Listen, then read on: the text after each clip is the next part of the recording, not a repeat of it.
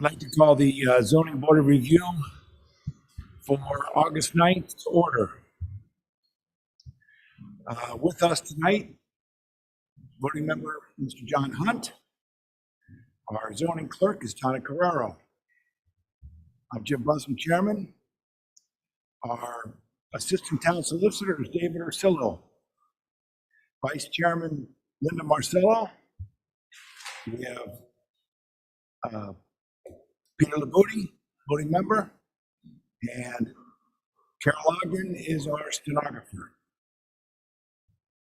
Donna, do we have any correspondence? We do not. Okay.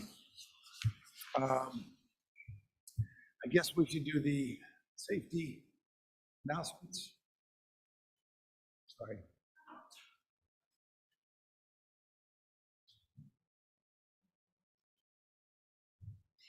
In the case of an emergency, there are two main exits out of the chambers. The first is to the left side of the stage, up the stairs, through the doorway, and down the stairs to the back of the town hall. The second is out the back of the chambers, to the stairway out to the front of the town hall.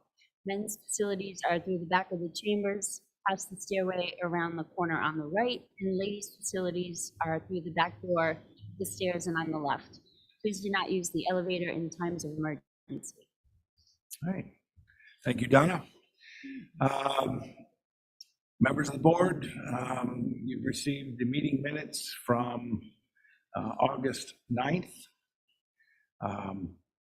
Hopefully you've had a chance to review them. If you have, I'd like to consider a motion to approve. Chairman, I make a motion to approve the meeting minutes. Thank you. Any further discussion, clarifications, or corrections? Not hearing any. All in favor? Aye. Opposed? Okay. There is no old business, so new business. Donna, could you read the case, please? Case 23-019, Richard McKenna as applicant and owner of property located at 117 Williams Road, listed as Plat 47, Lot 23, seeks variances to deviate from Section 5.4, Table 1, dimensional regulations, to subdivide a lot in an R80 district. Okay. Good evening, Mr. Chairman, members of the board. For the record, my name is Timothy Kane. I'm an attorney licensed to practice law in the state of Rhode Island. I have an office at 627 Putnam Pike in Greenville, and I represent the applicant and owner, who's the same person, Richard McKenna, before you tonight. And I'm going to let Mr. Casale walk you through the plan because nobody does that better than him. But just by way of brief introduction, as you know, it's a... Mr. King, we have a tough time hearing you tonight for some reason. Is it on? It's probably me mumbling and not close enough to the mic. So I'm going to let Mr. Casale walk you through the plan. I'm going to give you a brief introduction. If you've been up to the property, it's a gorgeous piece of property, and it's starting to look a lot better since my client bought it and is invested in an old farmhouse. It's a 5.54 acre parcel, approximately 240,000 square feet. And he is seeking to subdivide it into two lots, one being 111,000 square feet, which would be 31,000 square feet over the R80 minimum requirement, and the other lot would be 130,000 square feet. And that's where the existing farmhouse would remain, and that's 50,000 square feet over the minimum R80 requirement. We do need relief from the frontage requirements, which is why we're before you tonight. And without further ado, I'm going to have Mr. Casale walk you through the plan, and then I will have Mr. McKenna come up and testify. And I don't believe you have anything from the planning board yet. Maybe you do in your package, but this did receive unanimous approval to conditionally subdivide the lot last Thursday, subject obviously to zoning approval. Okay. Good evening, Mr. Chairman, members of the board. Just for the record, my name's Joe Casale. I'm a registered professional engineer with offices at 300 Post Road in Warwick. Here before you tonight on the matter 117 Williams Road, specifically Assessors Plot 47, Lot 23. As Attorney Kane said, the applicant, Richard McKenna, is here with us. Just want to go through, Mr. Chairman, a quick PowerPoint. I think you'll find some of these pictures especially telling. So where are we in the community? Man School Road, Williams, Connors Farm Drive. The land trust exists to the north, and that's the subject piece, Assessors Plat 47, Lot 23. About 5.5 acres, entirely in the R80 district.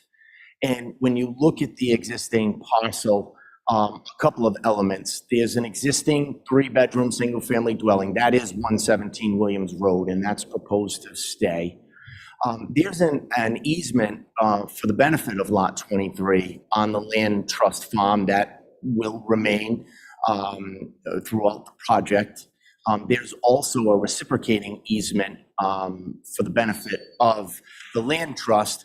That is how the public passes and repasses over the private property for the enjoyment of the land trust. And that too, Mr. Chairman, is scheduled to remain. There's an existing bond with a loft also scheduled to remain. And then there's an existing 800 square foot. The tax assessor calls it a barn/livery. And so I stayed with that terminology. This is the subject parcel that has been deemed, it's in the historic inventory of the town. You can see the parcel, it's small, about 800 square feet. It is just on blocks. There's no formal foundation to it. You can see some of the sidings in a little bit of disrepair. You know, there is some mortise and tenor beams. Maybe that picture is difficult to see here.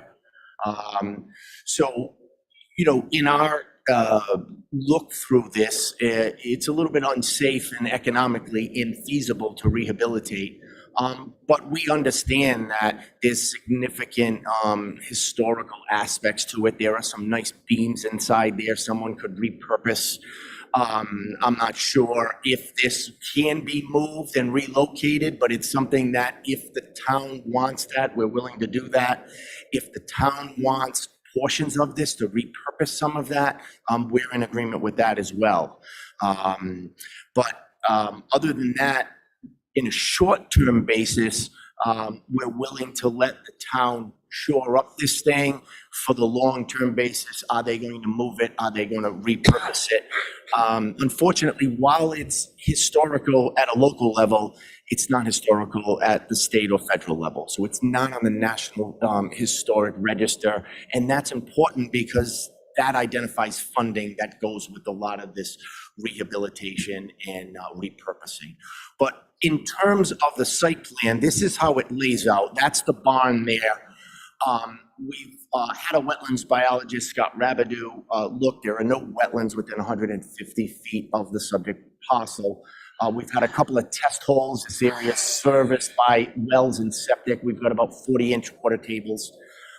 The applicant's looking to subdivide the property into 2 parcels, frame the existing house. The stone walls in the area, you can What about the existing house? frame the existing house or keep it in, we want to keep that house within lot number 1. And when we look, one of the unique characteristics of this property is the amount of stone walls on there. You can see all of these red lines are historic stone walls. There was an old railroad or right-of-way bed. It looks like a 3-rod road that's there. All of this is going to be preserved and intact. And you can see some of these stone walls when the farmers must have dug these out many years ago, plowing these fields. So the driveway, Mr. Chairman, is scribed in such a way that it is, it's done so that we can preserve this bond. And we're also putting it in an area where we have an existing break in the stone wall. Part of the application is to also formalize a turnaround for emergency vehicles. We're a little bit short on the eastern and western points there, so we're looking to extend that, and you can see the largest fire apparatus in town will be able to turn around. Public Works had also asked us for some indemnifications. They have been plowing this area for quite some time. Because it's the public's access to the land trust, but there is really no formal agreement indemnifying the town for snow plowing activities. So part of this proposal, the applicant has agreed to work with Mr. Allen to get that in effect.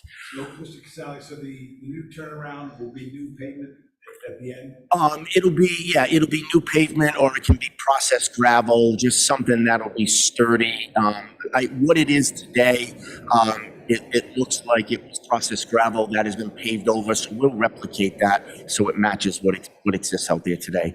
It's not a 4-inch thick road like a town road, but it's better than just stone. So we want to replicate what the existing conditions are. Ultimately, Mr. Chairman, the proposal is for one additional home. You can see that's a 1,700 square foot, 3-bedroom dwelling. Existing well to remain, existing cesspool. The applicant recently bought the property within the last year, and he needs to comport to the Cesspool Act. So that cesspool is going to be upgraded within the next few months. Private well for parcel B, septic system for parcel B, drainage for both the house and the driveway. And then ultimately, why we're here tonight, the lot is pre-existing non-conforming. It doesn't have the correct frontage or lot width. 200 is required in this zone. We have about 159, 160. Under this proposal, we're requesting that parcel A would be down at 23 feet, asking you for 176, and parcel B would be 136 feet, asking for about 66. So while it is a pre-existing non-conforming variance, we're asking for you now to extend it to both parcels, and we are exacerbating the relief. We do feel it's reasonable in return for some of the elements that we've tried to propose to you. As Attorney Kane said, we're here tonight for dimensional relief. We did receive a positive recommendation from the planning board. We've got an application in for a septic system if you see to it to give us relief. Preliminary back for planning, and final probably delegated to the administrative officer.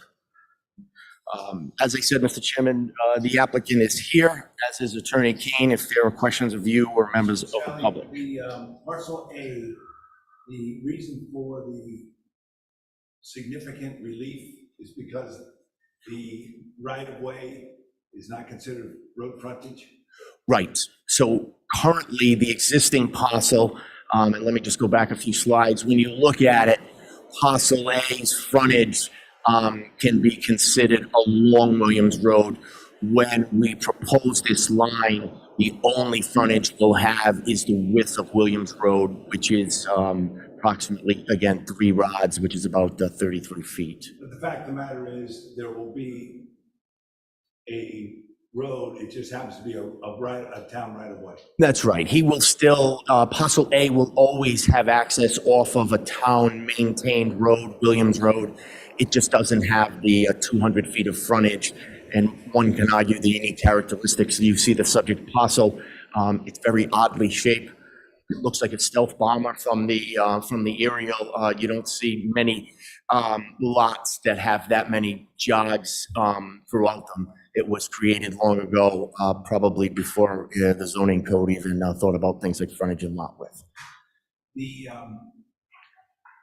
The existing barn, you talked about options for the existing barn, but right now, the new driveway is going to go almost right next to it.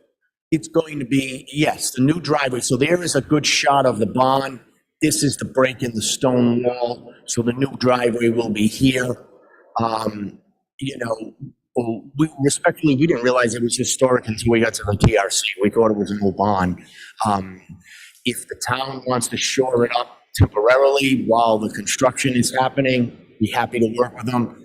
Do they want to move it? Be happy again. I don't think that's feasible. My guess is they want to repurpose some of those very old, those look like hand-tuned mortise and tenor type beams from long ago. They're probably not structurally salvageable, but I have some in my house and they're beautiful decorative elements. The intent, though, ultimately, once the new home is built and created, that this would no longer exist. You know, there would be no reason for us to take it down. I don't know that we would spend a lot of money preserving it. I just think that's a rabbit hole. So if it doesn't deteriorate in place, if he were to build a new barn, he'd probably just build a new barn and not repurpose this one. But again, the intent ultimately is for that to be removed. Yeah, ultimately, yeah, it's going to just fall upon itself, and absolutely. Thank you. All right. I'd like to call Mr. McKenna. Sure.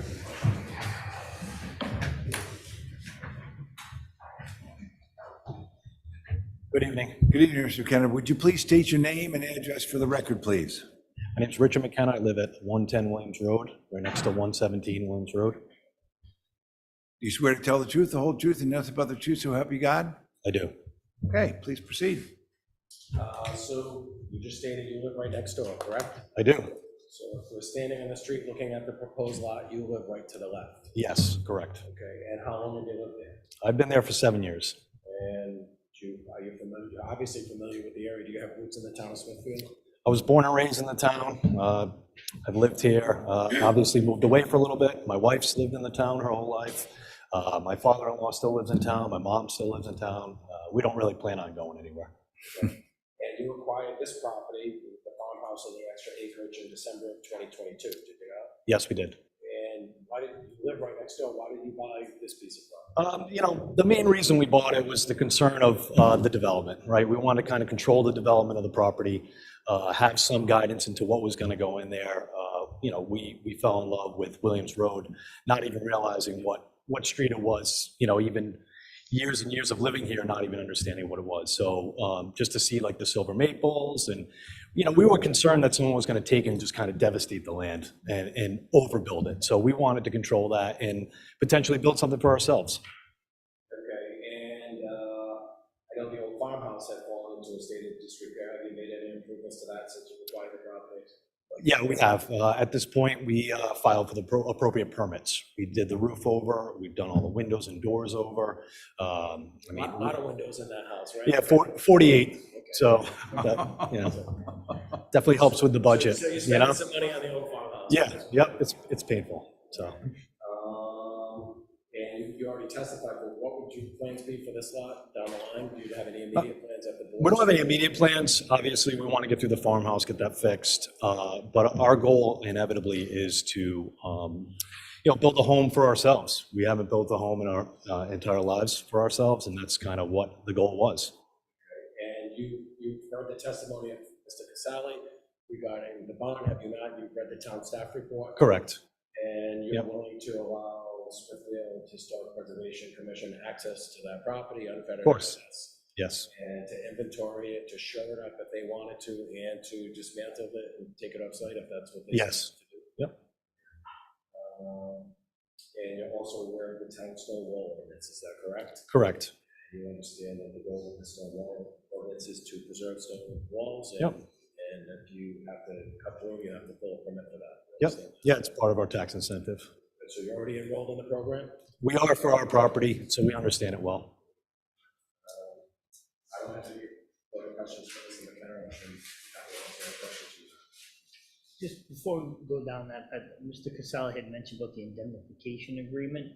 Yes. What exactly is the idea for this indemnification? Who's going to indemn who? I think because the town plows that, and you can see where Williams Road just stops, right, where the line goes The across. town plows past it where the Yeah. the emergency vehicle will be, right? So they want, I believe they put something formalized that as long as they follow it, they'll be indemnified.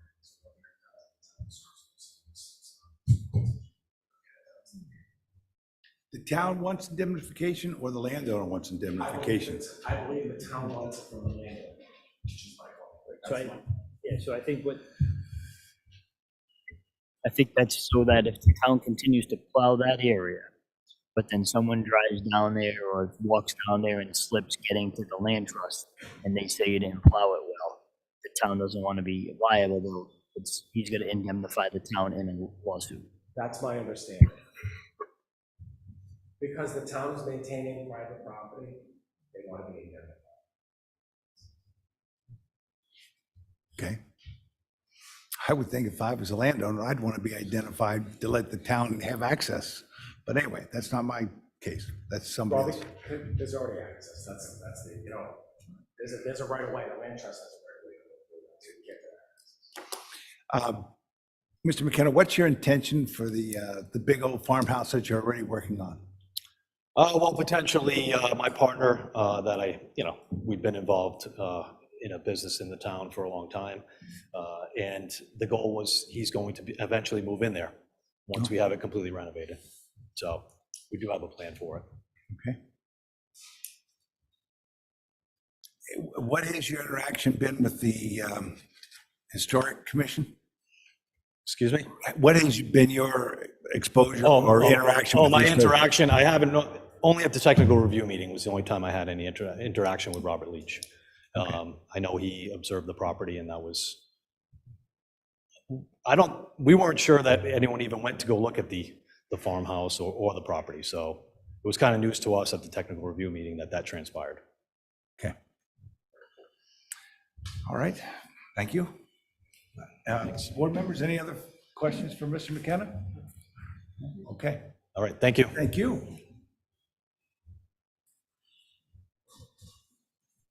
Mr. Kane, is that the, your complete presentation? Yes, we don't, yeah, Mr. Casale, I could certainly point out that I think he meets the five-prong test of your plan, that he hasn't created the hardship. It's certainly a unique piece of property, that he's certainly not doing it primarily for financial gain. He's obviously doing it because he wants to control the property. He's vested, he's been up there. If you grant relief, it will not alter the character of that neighborhood, that you have 2-acre nice estate lots up there, and this would be a 2-acre lot, and that to deny relief would be more than near inconvenient. So I think with the application submitted, Mr. Casale's testimony and the PowerPoint presentation and Mr. McKenna's testimony, I think he satisfies the 4 to 5 prong of your zoning relief test. Okay, thank you. If the board is satisfied, I'd like to open up the public hearing. Would anyone like to speak in favor of this application? Would anyone like to speak in opposition to this application?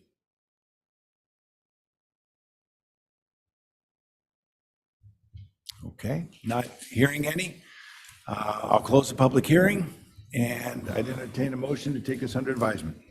Mr. Chair, I make a motion that we take this under advisement. Second. All in favor? Aye. Opposed? Okay. Thank you. Next case. Case 23-020, Bryant University is applicant and owner of property located at 1150 Douglas Pike, listed as plat 49, lots 120, 125, and 126, seek special use permits under section 4.3.D3 and 4.4.D3, public and semi-public uses, college. Section 5.7, plan development, and variances to deviate from section 5.7.1.f, H, T1, 2, and 3, V, W, X, Y, section 4.4.D.3, C, D1, 2, 3, and 4, public and semi-public uses, college. Section 5.4, table 1, dimensional regulations, building height, and section 7.4.D.4, schedule of off-street parking requirements, college, in conjunction with Bryant University's Vision 2030 Master Plan in a planned development district. You okay? Wow. Could you say that again? So good evening. My name is Chris O'Connor. I'm an attorney at Blish and Kavanaugh. Our office is located in Providence on Exchange Terrace. I'm here tonight on behalf of Bryant University as part of its application for special use and variances. Just in terms of where we've been and where we're going, high-level overview. We're actually in front of Planning Board in October 2022, so last year, to kick off Vision 2030 Strategic Master Plan. We received approval in December of 2022, we appeared before this board based on the granting of the master plan as well as the positive recommendations. We received approval from this board for the variances and special use. We made a stop in February for preliminary plans related just to some of the field locations. And then just last week, we were before the board, the planning board, on a revised master plan. It's similar but revised from what was proposed last year. We will definitely go through the elements of that plan and address what's changed and why it's changed for purposes, but we did receive master plan approval as well as a positive recommendation from the planning board. One significant change from last week was the element of the plan that contained the proposal for the Gators Pub, which was be located along Route 7 Douglas, has been withdrawn from the application for master plan. So it wasn't even considered by the board. We withdrew it during the hearing, and the board considered and approved the remainder of the plan. So that element is not before you tonight. So in terms of where we're going, we have Thomas Mann, who has testified before this board before, as well as the planning board. He is the Assistant Vice President of Planning, Design, and Construction at the university. I'm going to ask him to step up and just briefly address some of the context, why we're here, why it's a revised master plan. And then our intent is to turn it over to Mr. Crisali, who's obviously testified before this board many times, including related to Bryant University, to walk us through a PowerPoint. So with that said, I'd like to turn it over to Mr. Mann.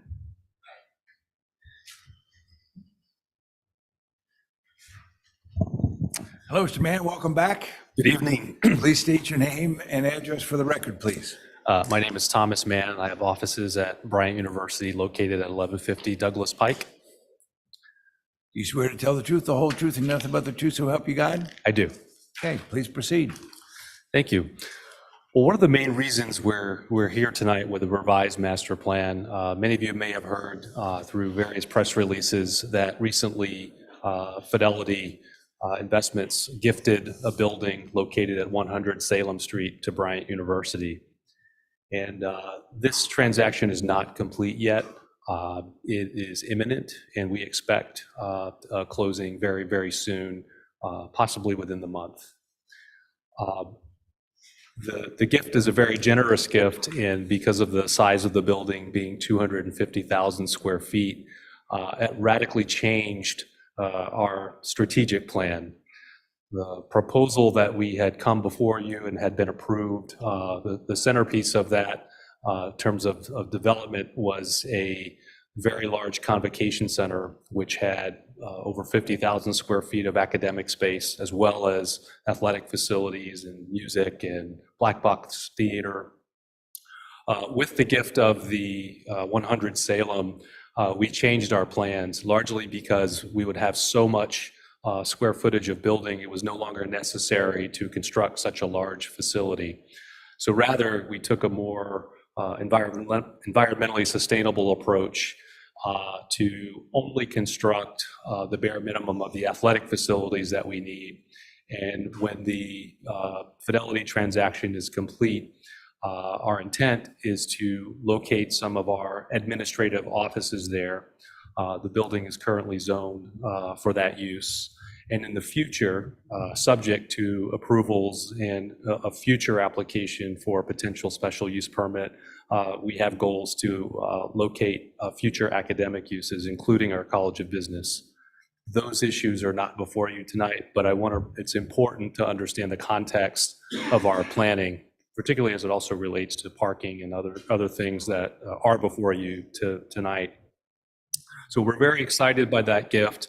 The major change to our convocation center is that we made the building smaller. less tall. We propose to move forward with the football field house and locker rooms on the next to the existing football field, just as we had originally intended.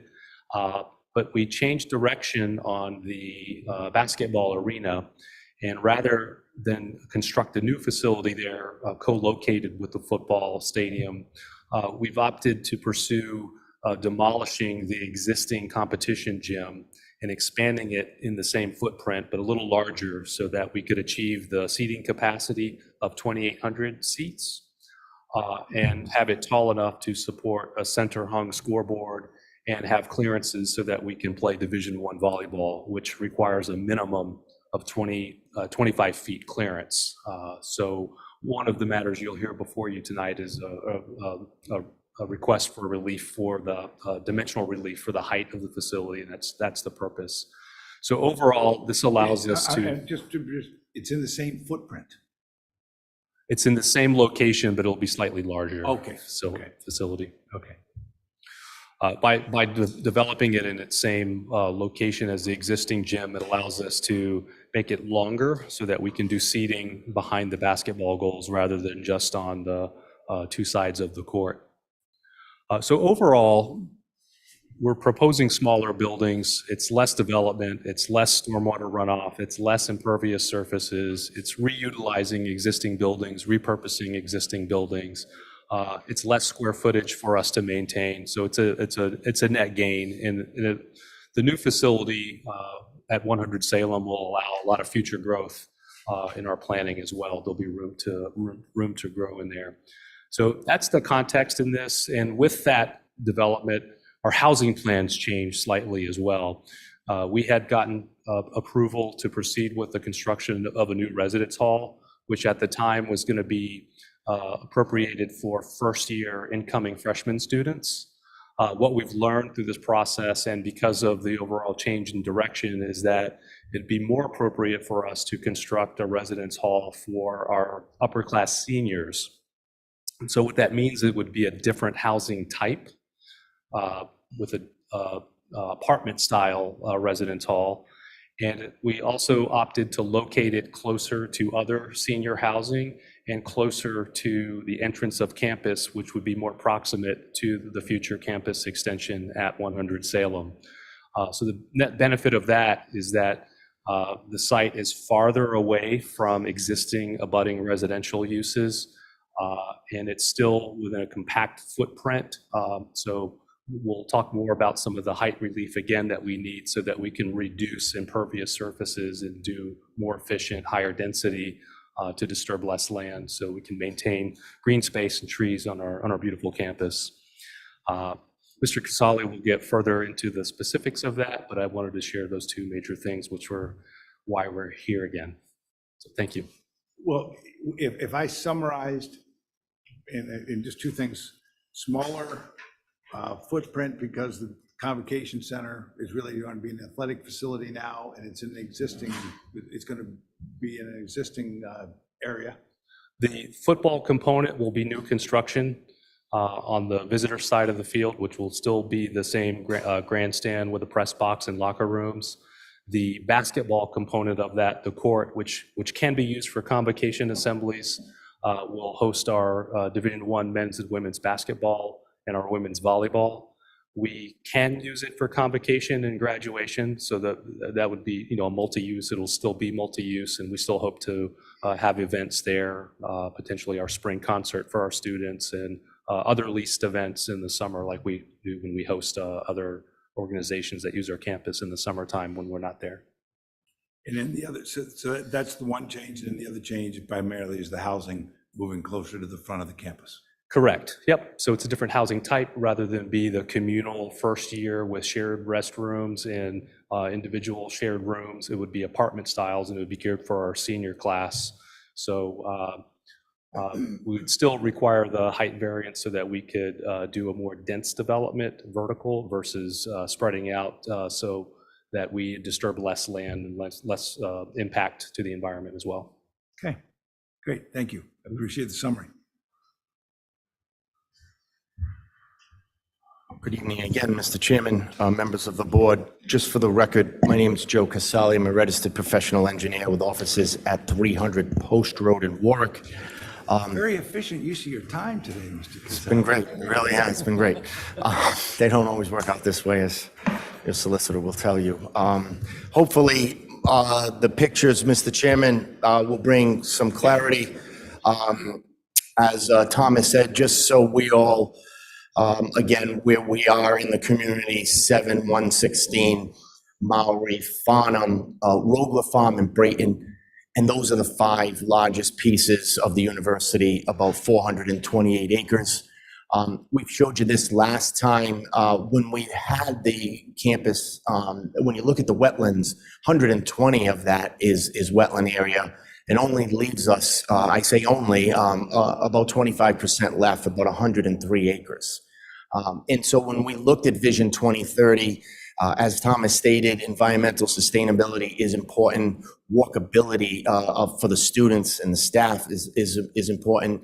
And then, of course, stormwater management. And then we've got to figure out sewer, our water, and how we can bring electrical to meet our needs. So this was the 2022 approved master plan. This was the same plan that this board approved. I just wanted to go through it quickly. That is the athletic field enabling project that was done initially for the convocation center work. That was where the convocation center was proposed to be. That is the soccer. There's football and then the track and field. The residence hall, which we just spoke of, that will be modified. The villages, that was auxiliary to the residence hall. That too will be modified. The roadway improvement project and facilities will remain intact. And just so you can see these athletic fields, this is a drone location of about a week or 2 ago. They actually opened yesterday. We are scheduled to have our first competition later in the week on Friday. As you can see, first class. These are beautiful, beautiful facilities. So that's the field enabling work. And the big change, which led to our change to the convocation center, is the very gracious gift of Fidelity. You all know this building, 100 Salem Street. That was the first building that Fidelity built. And that's going to break up the convocation center into the Chase area renovation project and also the field house project. So that's what the convocation center has been broken down into. Again, the access road will remain in place, that project. And then we'll talk about the new student housing.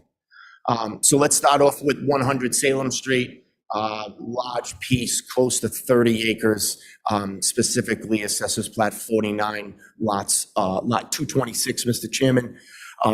Large building, 250,000 square feet, just shy of gross square foot office space.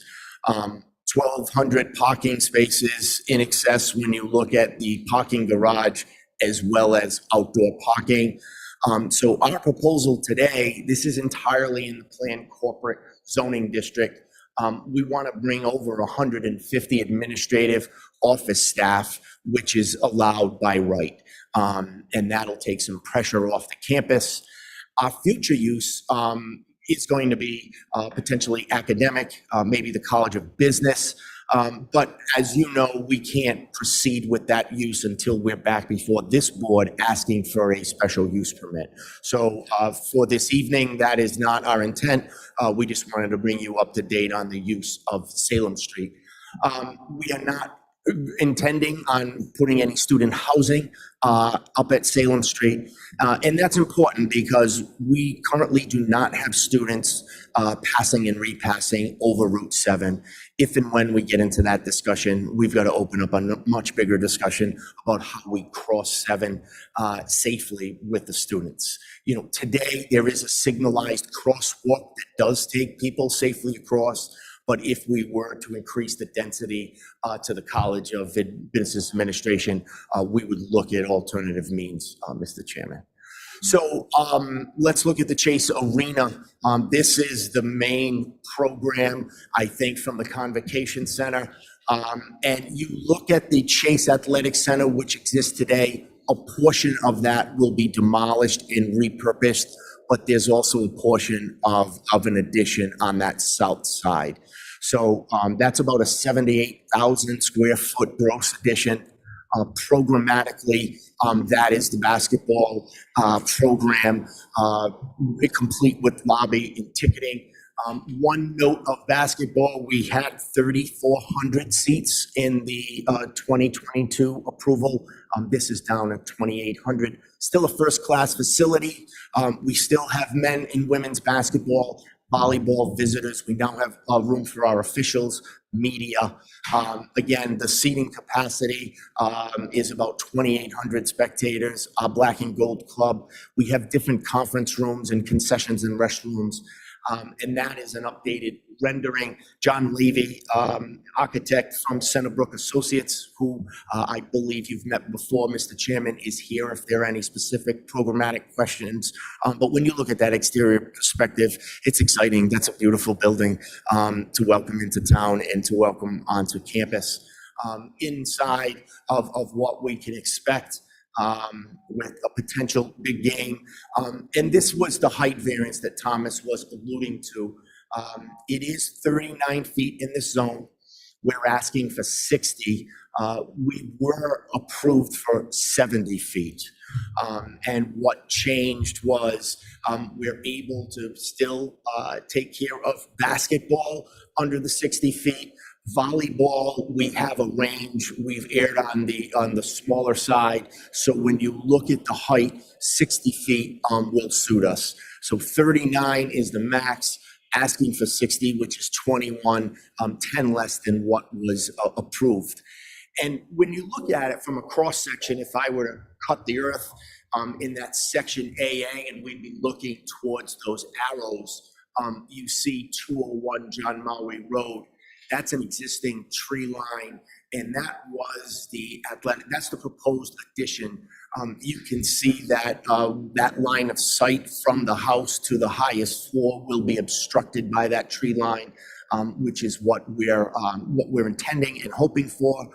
We have about 360 feet from the closest dwelling to the addition, as the crow flies, I like to say. In terms of sewer and water, and gas, it's all right there for us. Same with drainage. Everything is relatively benign in terms of the engineering of the utilities. The access road and improvement project is intact and will stay there. And now the second portion of the convocation center is going to be just a field house. So you look at the grass field that exists today. We have our field house and bleachers, football, Bulldog Stadium, strength and conditioning. The R80 boundary, which is important because it has a 100-foot residential setback and wetlands that exist on our property and to the neighbors below. That's the field house. It's much smaller than the convocation center because of the relocation of a lot of that program. You can see the different massing diagrams. I think that's a beautiful rendering. That's if you were looking from the strength and conditioning, and you have the field house on one side, and we will frame the stadium with the addition on the other. That's going to be looking at it directly west, first class complex. And what we need in terms of program, so we can have the lobby with the ticketing. We need locker rooms for multiple sports here, and for men's and women's, soccer, lacrosse, football, the officials. We have a medical area now. We have laundry. We have public restrooms. We're implementing green roofs, Black and Gold Club, concessions, catering, even film and press rooms. Upstairs, all of the bells and whistles from the coaches' boxes to the radios, what we need for a first-class entity to compete, frankly, in Division I. Now, that's going to be framed with the grass athletic field. So we're going to re-grass and re-turf its soccer field. So now we'll have the field house that'll be in between the soccer field and Bulldog Stadium. We'll have grandstands and bleachers to be able to watch soccer. In that roadway, which exists today, I know this aerial is a little tight, but you can see, as we've done in the 2022 plan, we've made that curvilinear as much as we can to just move that program away from the abutters. And I'll explain sewer, water, again, benign, everything's really right there for us. What is required is our program, technically, as you know, Mr. Chairman, in this zone, we need to be 100 feet away from a residential zone. As you can see, our pre-existing non-conforming condition, while it doesn't bother us here as the university, we've tried to pull this infrastructure as far away as we can. Today, we're only 5 feet from that property line. When we saw you in 2022, we were 20 feet away. We can no longer make that work. We are 10 feet away at our closest corner, and we needed to do that to programmatically fit in that soccer field. We are as much as 40 feet away from the abutting neighbor, but that is a portion of dimensional relief that we're asking for tonight, very similar to what was requested and received in 2022, only 20 feet and not 10. Again, too, for height, 39 in this zone, 54, smaller than the 60 of the Chase Center Arena, but respectfully, we still need to ask for the 15 feet of relief. Looking to at a section there, our closest residential abutter is 239 John Mowry, that existing tree line. That's the indoor athletic center that was already built and is hidden by those trees. We have another mature stand. And then in terms of the convocation center, which was approved, you can see how much smaller that field house is, how much lower it is, 15 feet lower, and that there will be no line of sight. And respectfully, that's our intent as designers. We want to be screened from the residential, and we also want them to be screened from us. This is a little bit longer as the crow flies, about 1/3 of a mile. And same, when we look on Roadwood Farm Road, number 7 is the closest, that existing tree line. That's the baseball field that exists today, the proposed convocation center. And then when you look at the smaller field house, the lower field house, that line of sight is covered. The access road, while it hasn't changed, just a review, remove and dispose facilities building, and we want to reconfigure this access road. It's important to us. We have too many vehicular and pedestrian conflicts in this area. If we formalize this with sidewalks and striping, we know that we can improve it.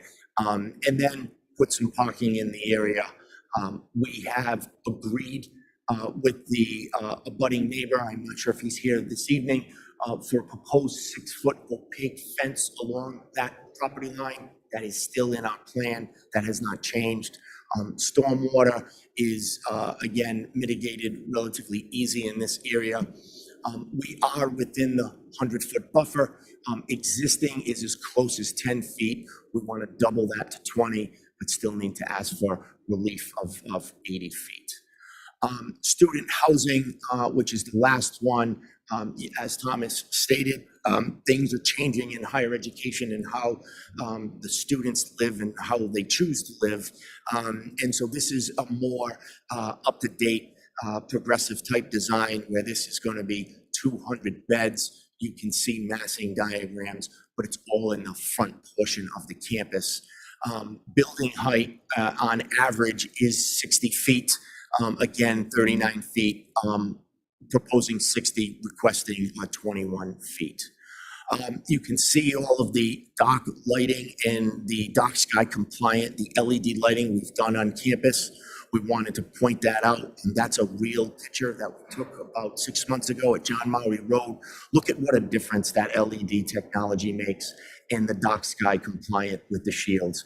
We can now light up what we want to light up and not light up everything that we don't. Lighting has just changed so much, as has the photometrics. So again, as Attorney O'Connor said, we are here tonight, Mr. Chairman, for a special use permit for our use. We also have multiple variances and waivers that we asked for Section 571. None of these have changed.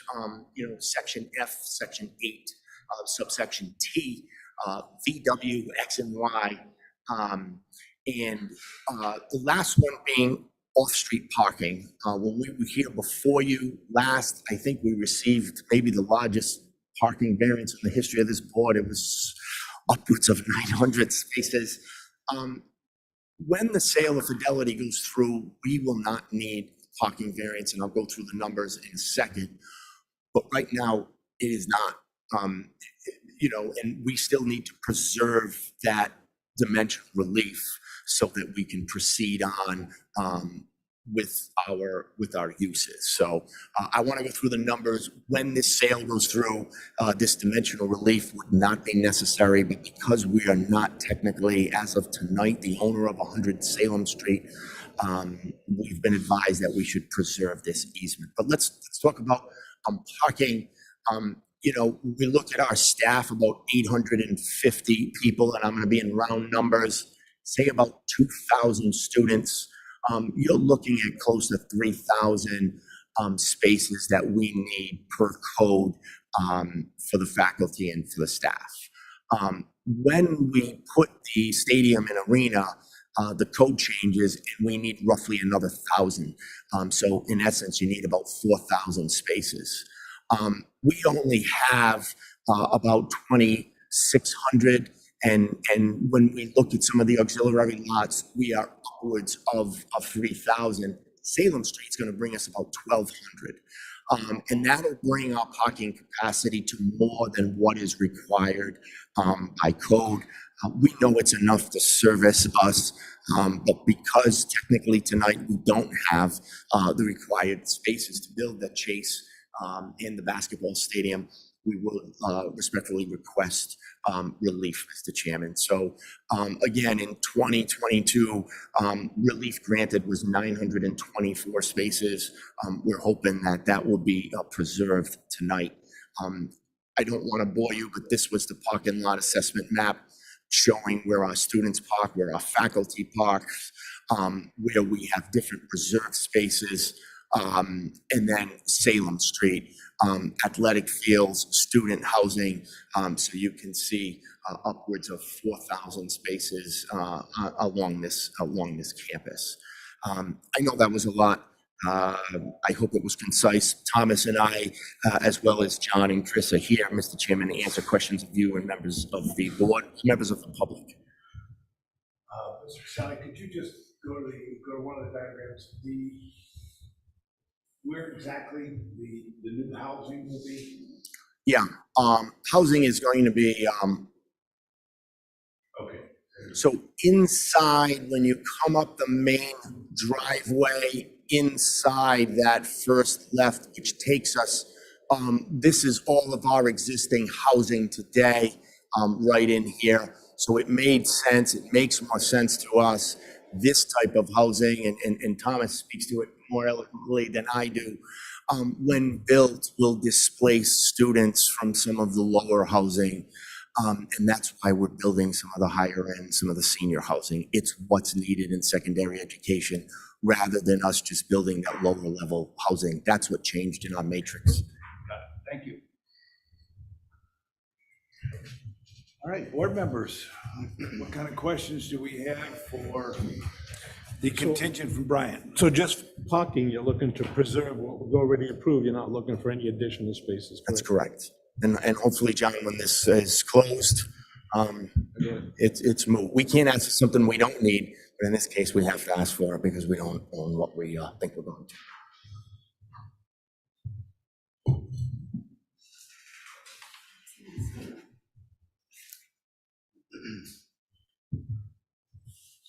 Mr. Casale, can you explain the water? I was at the planning meeting. Yeah. For utility purposes, you Yeah. address sewer. Linda, would you please, thank you. Yeah, so here's a good picture of the water. That's a map of our existing water distribution system. So we have currently a 10-inch line that feeds our campus. We're also in agreement, we're part of the Island Woods covenants in that Dow Chemical, the original Dow Chemical, and Fidelity and Bryant all participated public-private partnership to build that water distribution system. We're allowed, I believe, about 395,000 gallons per day. Based on our calculations, we're only using about 20% of that, about 70,000 gallons. So we don't have an issue when it comes to capacity. When we're further going to reduce that amount, we just sunk a new irrigation well and implemented a 40,000 gallon storage tank. So we think we can bring that 70,000 gallons per day. Maybe we can cut that in half. Regardless of that 350, we're much lower than our agreed to rate. We also have a potential secondary access in that we have a 4-inch irrigation line that would require public and private participation for us to get to Brayton or Rogler Farm Road. We don't currently have easements that go through there. Lastly, the town is working on a grant to bring their water line, specifically Smithfield Water, up over the bridge through Appian Way. There may be an opportunity for a connection from the campus.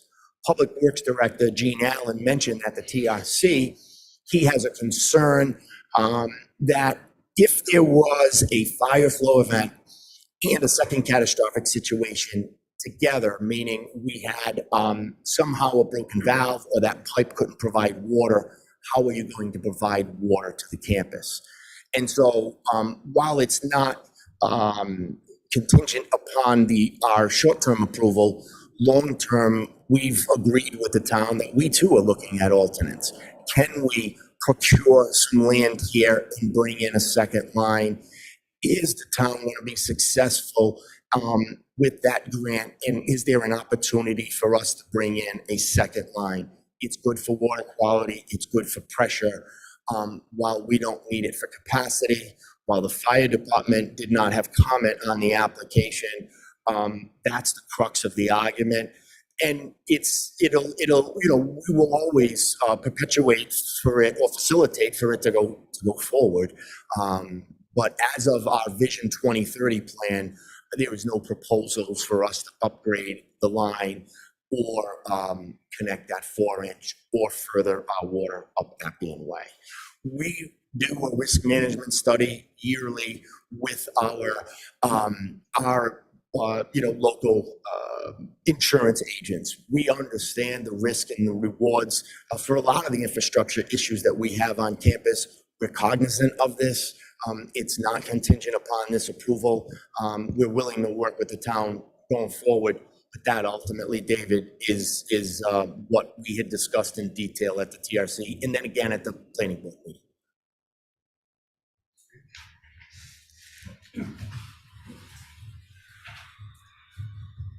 Mr. O'Connor? So, Mr. Chairman, perhaps before you're opening up to the public, the one reference to this PowerPoint presentation. I have a copy of it, and what I'd like to do is now's the time to offer it to the board as an exhibit. Okay. That business. It is complete copy of what Mr. Casale has had referenced. Okay, that would be great if you would pass it up. And secondly, I've just mentioned. We'll call this Exhibit 1. Mention that as part of this process, not only for the revised plan, but for the original master plan in 2022, the New York City did meet with neighbors, did do outreach, did invite them to review what was being proposed back in 2022, or anything was presented again in July of this year, to review how things have changed, why they've changed. So the meeting did occur in July? It did, And July 19th. do we have any idea what neighbors or who or how many? It was actually very well attended. I presented at it, would we say 35 We have a sign-in sheet. I don't know that we have that available. We certainly could make that available. It was very well attended. And Vice President spoke, Thomas spoke, and we just answered a lot of questions. Different from here. It wasn't always infrastructure questions and sewer and water. It was a lot of where are you going in the future? Tell us about the soccer team that's playing there for a year. You know, and then, Was Mr. Lepore there? excuse me? Mr. Lepore? Not this year, so we met with Mr. Lepore, He did. Yes. right? So he's a mainstay, and we communicated with him last year I as part of master and zoning, and we had agreed to address any of the issues that he had to his satisfaction. No, I recall that. We made note of that in the meeting. Right. That's okay. So, and we continue to do that, so.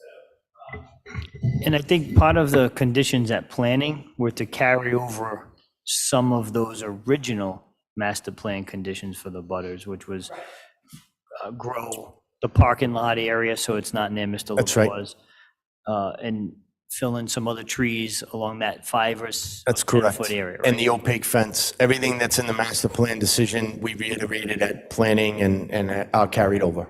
So that what, even though there was a revised master plan, your planning board adopted those original conditions Perfect. from the first time around that pertain to those abutters. And the Bryant University was more than happy to agree. Okay, good. Board members, any further questions for anybody from the Bryant contingent? No, we're good? Okay, I think I'm very good. With that, I'd like to open up the public hearing. Would anyone like to speak in favor of this application?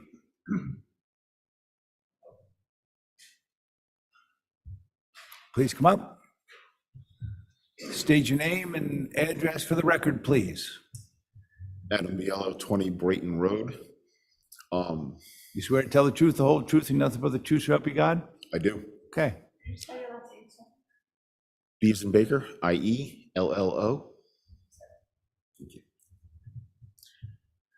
Yeah, I was one of the attendees at that well-attended meeting, and Brian did a very good job of presenting what they were proposing.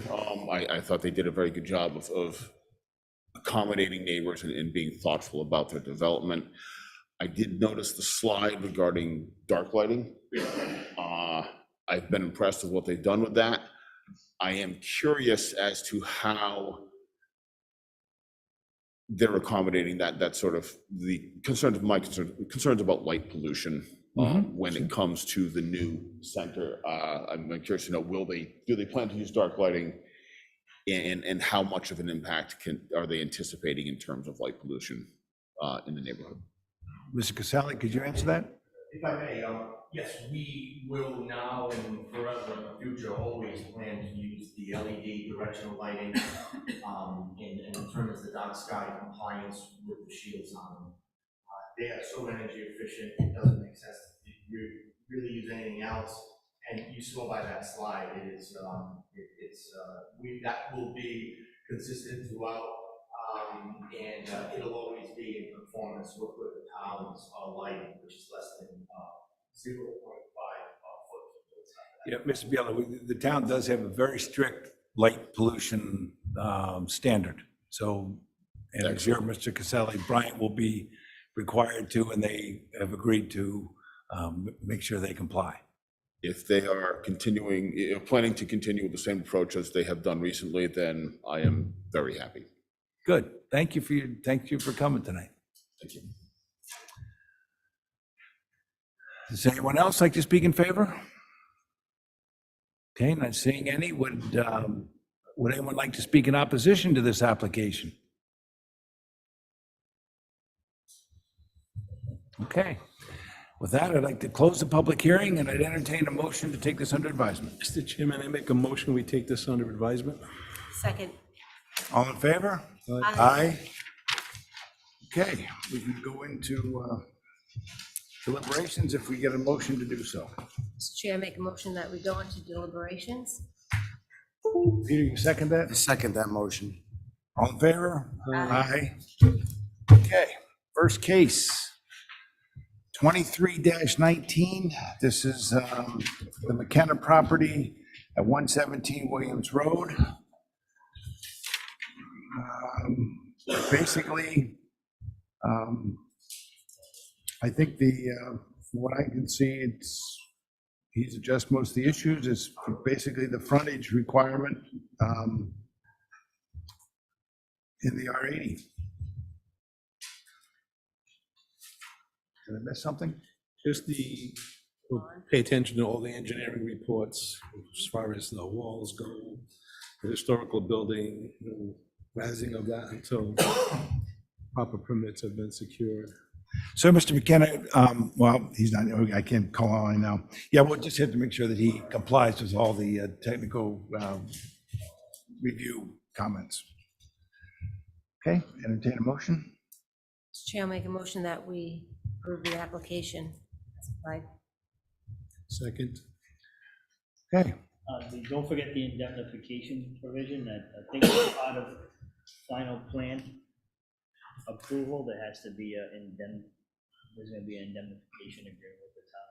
Just to make that part of the motion. part of the motion to address the indemnification. You okay with that? Yes. Okay, the motion's been modified and to include the indemnification agreement. All right, all in favor? Aye. Opposed? Okay. Next case, 2320 Bryant University.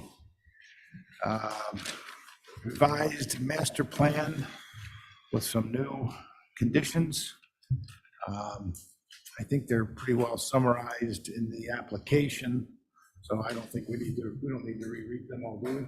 No, I'll go through them. You'll go through and draft it appropriately. Chairman, I make a motion then that we approve as applied. I second that motion. Okay, any further discussion, questions, additions, modifications? Looks beautiful. All right, not hearing any. All in favor? Aye. Opposed? Okay, John. Mr. Chairman, I make a motion to adjourn. Second. All in favor? Aye. Yeah, my two children are gonna be very jealous. Well done. They're not there anymore.